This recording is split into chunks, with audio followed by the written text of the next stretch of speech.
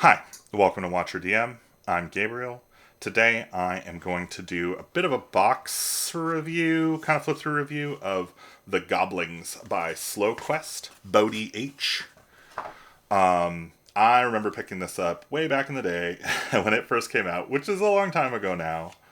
And yeah, I ran it for my partner, and I never really followed up and did anything with it. But I had a good time doing it, and so I wanted to go ahead and show this off because I think it is just such a cool thing. It comes with this is like a GM screen kind of thing with like all kinds of usable tables on here. Just pretty wild for a little adventure. It's really more than an adventure, but we'll get into that. It comes with little tokens for your goblings and little treasure bits that they find. It has so we'll get to this in a second, but it does have like a really interesting kind of generative premise. So we'll talk about that when we get to it. It comes with these really fun maps. So you get these a hex map of the region, so the player can just kind of crawl around on it and find stuff. And then you've got a nice little kind of point crawl map here on the back of the goblin cave where your character is born. And I think that's probably the first notable thing about this adventure is that instead of playing your normal PC in this adventure, which I guess you could potentially, you are encouraged to play a goblin. Goblins are little goblins that have just been born. And so this is a little guide for creating a goblin. They inherit knowledge. There's some heirlooms. There's the anatomy of a goblin here. Obviously, there's so much to love here. But it is important to note that goblins are classless. They don't have character classes. And this is basically how they level up. So the whole concept of a goblin is that they just level up through this little path here, and this is how you make them. A nice little handout to give your players so that they can make their goblins and enjoy. Of course, as with everything with Slow Quest, it is full of fun art and nice handouts. So you get some cool overgrown bees, the caffeinated kobolds. These are all 5e stat blocks. Well designed. They're interesting. They're designed to work with kind of a truncated amount of information. So they're lighter than your normal 5e stat block, but they kind of pack a similar amount of usability. These are also some character sheets that came with it. So these are 5e character sheets for your little goblins, which is pretty cool. And then I think there's there's a couple of pre-gen characters in here. So it comes with some little pre-generated goblins for you. So you don't have to roll up a character. You can just sit down at the table and start throwing dice with your friends with your little goblin with a pot on his head and goblin with a bed pot on his head. Yeah, I don't know. Just a weird little necky, penis-nosed goblins. Little sock on his head. God, this is so fun. Man. We got another sheet full of a couple sheets here of some content. So creatures and characters. Get some great little the Goblin Queen stat block, the Fairy Folk, your Rock Crab, Spitting Caterpillar, Dross, Fantor, and Paulwyn. Then you've got these cutouts. Now, I'm not really 100% sure how these are supposed to work. They definitely imply that you're supposed to be able to cut these out. But I think if you do cut them out, it's two-sided. So like if you cut them out, you're going to cut up the other side. So I'm not really sure how this is intended to be used. Maybe you're supposed to like copy them and cut them out. You've got some nest treasures here. So there's all kinds of little nest treasures the PCs can find. And then we get a nice little thank you note from Bodhi, just saying, hey there. So here it is at last, your very own copy of The Goblings. Your support of this project means a lot. It was already going to be fun to work on, but knowing that you were excited by my goofy idea made it even more of a joy. If you have any questions, thoughts, or just want to tell me about what ridiculous things your group ended up with, please message me on Insta or send me an email. I will always respond. So yeah, it's Bodhi being a great guy. And we got another map here. This is it's kind of like a battle map. A couple of battle maps on this side. And this is a pamphlet adventure that came with it called Flavor Saviors. And yeah, you know, a little nature cave thing in here. Some wandering encounters. Some treasures. And yeah, just a slow quest adventure. And then we get Train Chuckers, another slow quest adventure featuring the Goblings. When you go through a little train, which, you know, train dungeons, underrated. Not enough of these. We'd love more train dungeons. Bring us more train dungeons, Bodhi. And yeah, the Goblins' goal is to recover a number of goblin artifacts which were stolen, then purchased by passengers. So you got a bunch of passenger NPCs, people on board. Yeah, great ideas. Lots of fun. And then we get to... Whoops. Okay, I'm going to dump this out here so I can... So this is the book, the Goblings book. And of course we've got our tokens for everything. So these are all the little art tokens. I need to run this again, man. This was so much fun. It's so funny though, because like it's such a kind of one-shot engine. Like, you know, you're only going to play Goblings with the Goblings book. Like, it doesn't make sense to play anything else. So, in so much as it is also 5e, it is really the Goblings game. Which is, you know, it's not... I don't think that's I'm not disparaging it by saying that. It's amazing what it is. But it's only going to be what it is. So, this was written and illustrated by Bodhi H. Edited by Joshua E. Tankersley. Special thanks to Lena, Ginger, Waco, Mum, Dad, Juss, and Melly. I know Waco and Melly. Those are friends of mine. So yeah, we're all buddies. That's great.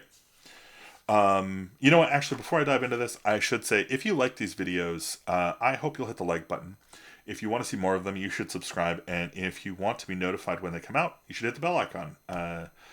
Otherwise, if you want to see them a week early, I do release these weekly.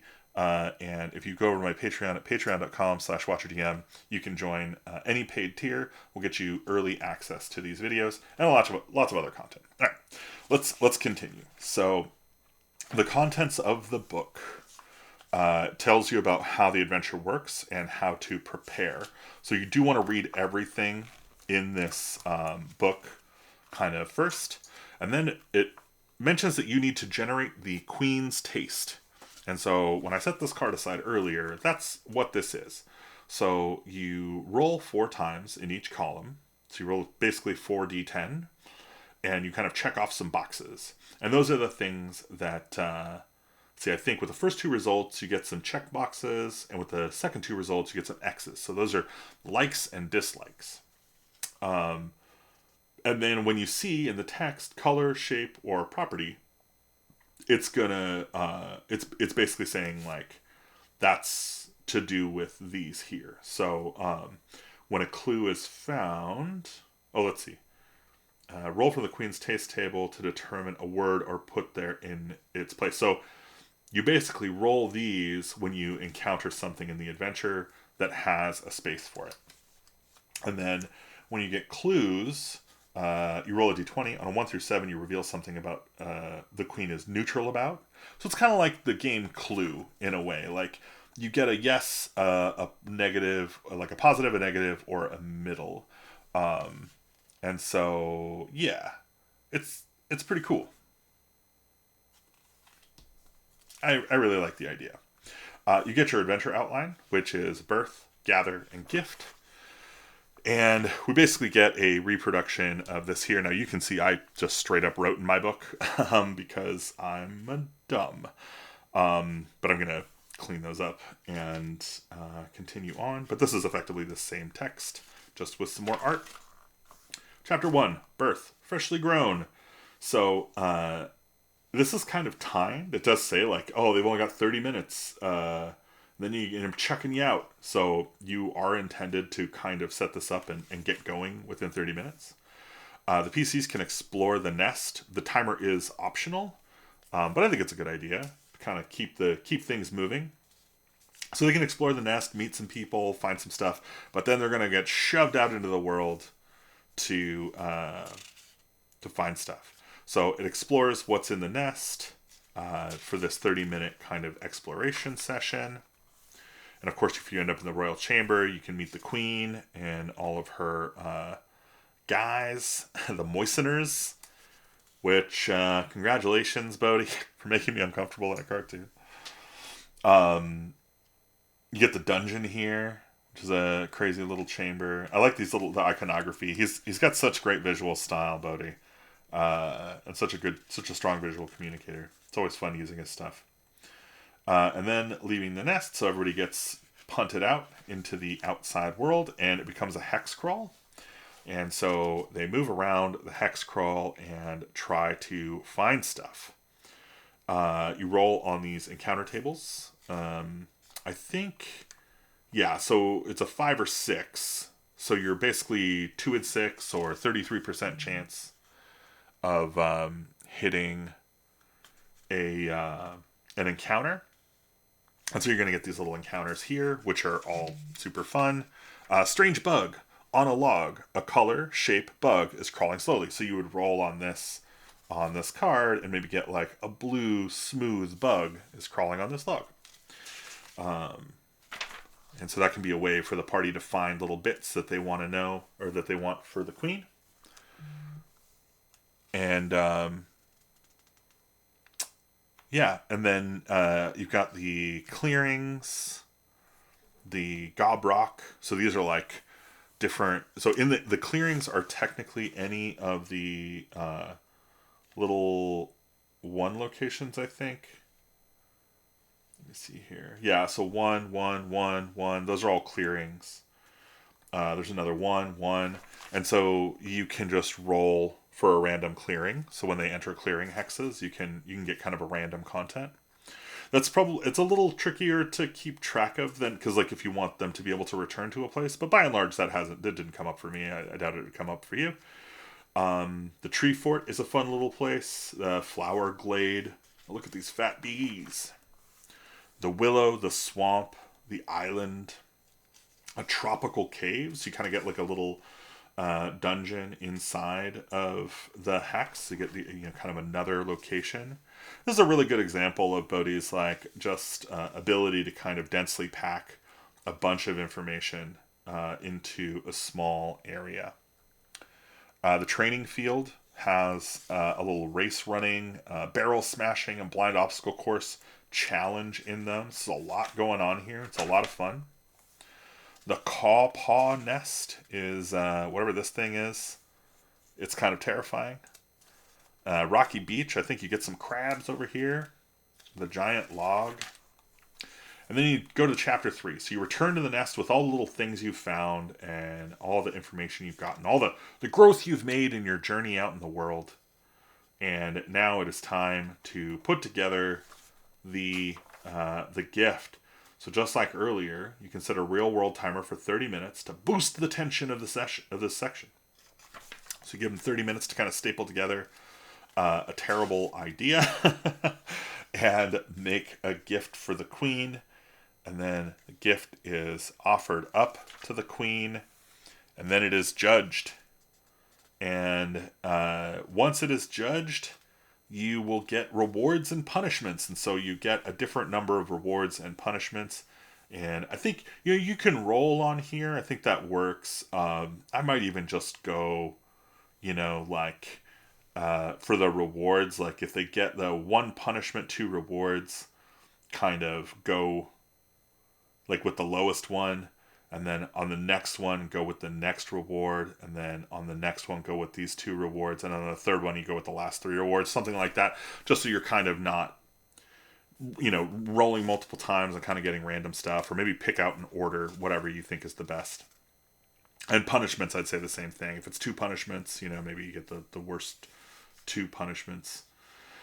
And then you get a bestowed title, which could be things like poop licker, toe puncher, puke cutter, And then you end the adventure. After the gifting ceremony, they celebrate.